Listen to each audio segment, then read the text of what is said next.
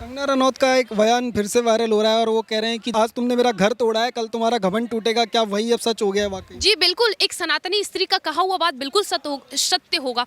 आपने सुना होगा हमारे साधु, हमारे साध्वी कई कई सालों, कई कई वर्षों तक तपस्या करते थे और उनके मुख से निकला हुआ वाणी सत्य हो जाता था। उसे आप श्राप कह सकते हैं, आशीर्वाद कह सकते हैं, वरदान कह सकते हैं, वो सत्य होता था।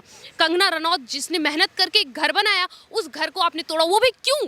क्योंकि उन्होंने सच्चाई के लिए बोला, उन्होंने सच्चाई के लिए आवाज़ उठाई, आपने उनका घर तोड़ दिया।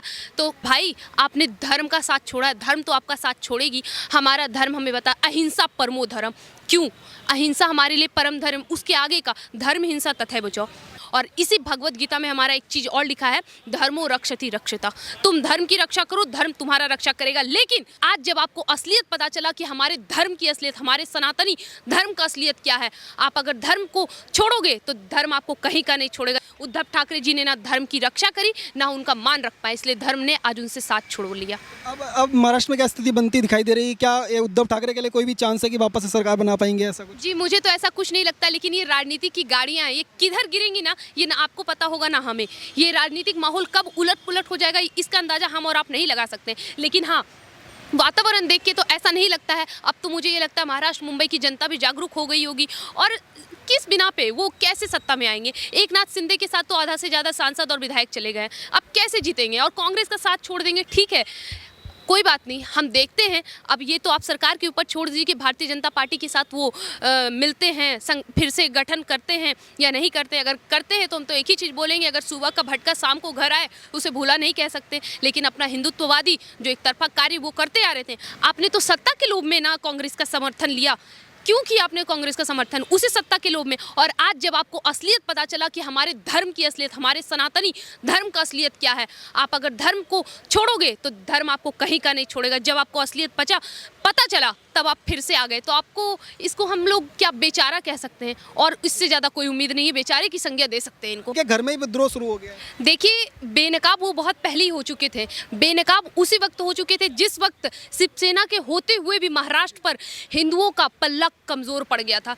वो कमज़ोर तब भी पड़े थे जब महाराष्ट्र के पालघर में 2 साधुओं को निर्मम तरीके से मार दिया गया था। वो कमज़ोर तब भी पड़े थे जब वो दरगाह पे अपना मत्था टेकने गए थे। आपको याद होगा उद्धव ठाकरे जी क्यों उस सरकार को जरूरत पड़ गई, जिस सरकार ने केवल एक तरफा कार्य किया था हिंदुत्व के लिए, उनको क्यों जरूरत पड़ गई अपने उस कार्य को, अपने धर्म को छोड़कर सत्ता मोह में, सत्ता के लालच में अपने धर्म को, अपने देश को, सब चीज अपने दाव पे लगाना। और आज जनता के सामने ये सब कुछ खुल के आ रहा है कि आप जिस उद्धव ठाकरे को पूज रहे थे, बाला साहब ठाकरे का अंश समझ के, आखिर में वो नहीं है।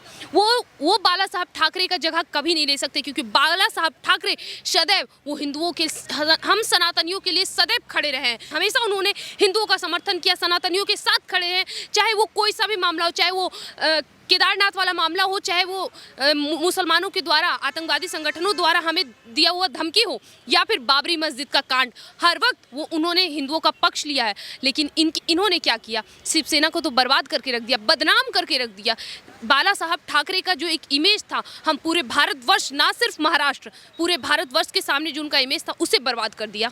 एकनाथ शिंदे जो हैं, उनके ऊपर इतना विधायक जो है भरोसा क्यों जता रहे हैं? शिवसेना के जो विधायक है, तमाम विधायक एकनाथ शिंदे के साथ चले जा रहे हैं। एकनाथ शिंदे में ऐसा क्या मतलब खास? देखिए, आपको मैं बता दूं कि बाला साहब ठाकरे जी के वो सबसे चहीते थे, वो सबसे चहीते थे। और जब कहते हैं ना, जब इंसान का इष्ट, जब आप उनको आराध्य, जिनको वो पूछते हैं, आप उनके खिलाफ जाओ, उनके धर्म के खिलाफ जाओ, उनसे बगावत करने लगो, उनके द्वारा बनाई गई चीज़ों का उल्लंघन करने लगो, तो आपको दिल से बुरा लगेगा, यदि आप उनके वाकई में समर्थक रहे थे तो। और एकनाथ शिंदे वही इंसान है, उनको समझ में आ गया कि ये उद्धव ठाकरे क्या करना चाह रही है, किस प्रकार, जिस प्रकार 70 साल से इस देश में इस कांग्रेसी ने आतंकवादियों को पालने का और आतंकवादी संगठन द्वारा जो मेल मिलाप किए हैं और हमारे देश में जितने आक्रमण हुए, उन सब का जिम्मेदार हम जानते हैं कि कांग्रेसी है, क्योंकि आतंकवादी को पालने का भी काम उसी ने करा। उसके साथ समर्थन, उनके साथ अपना समर्थन देकर वो उन्हीं की तरह बन रही है। ये सत्ता मोह के लालच में उसी लाइन पर जा रही है, और जो बाला साहब ठाकरे की इमेज के लिए सबसे बड़ा घातक है। आप कह रहे हैं सत्ता मोह है, उद्धव ठाकरे कह रहे हैं मैं तो कुर्सी छोड़ने के लिए भी तैयार हूँ, इमोशनल मैसेज दे रहे हैं, कह रहे हैं कि मैं तो आप बोलोगे शिवसेना का अध्यक्ष पद भी छोड़ दूंगा, आप वापस आ जाओ बस। अब पश्चात होत क्या जब चिड़िया चुग गई खेत। इसी धर्म के आधार पर तो, अच्छा आप खुद बताइए, बाला साहब ठाकरे क्या वो एक लीडर थे? क्या उन्होंने कभी अपने जीवन काल में एक भी चुनाव लड़ा? लेकिन फिर भी अगर महाराष्ट्र में, मुंबई में कहीं भी वो कुर्सी लगाकर बैठ जाए तो पूरी की पूरी मुंबई जाम हो जाती थी। क्यों? हमारे दिल में, हमारे हृदय में वो बसते थे। उनका ये सम्मान था, हमारे दिल पे वो ओहदा था उनका।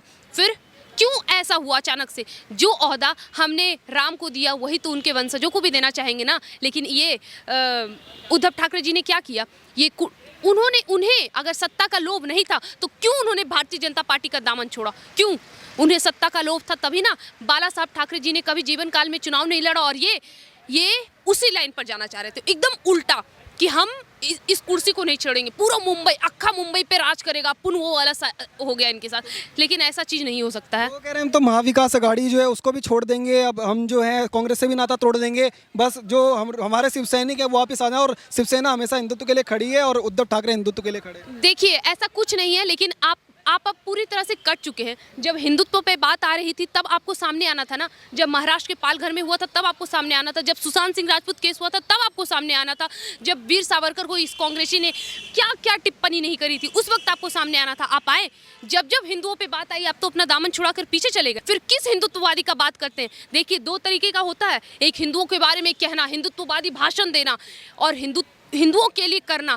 शास्त्र के साथ साथ शस्त्र का ज्ञान होना, ये है हमारा हिंदुत्व धर्म। लेकिन क्या इस धर्म पर, इस चीज़ पर ये उद्धव ठाकरे जी टिके रहे? नहीं, ऐसा उन्होंने नहीं करा। अब वो क्या कर सकते हैं? देखिए, कहना तो नहीं चाहिए पर उनके सामने अब भीख मांगने के अलावा और कोई स्थिति, उनके हाथ से सत्ता भी गया और तो और बाला साहब ठाकरे जी द्वारा जो कमाया हुआ प्रतिष्ठा था वो भी चला गया।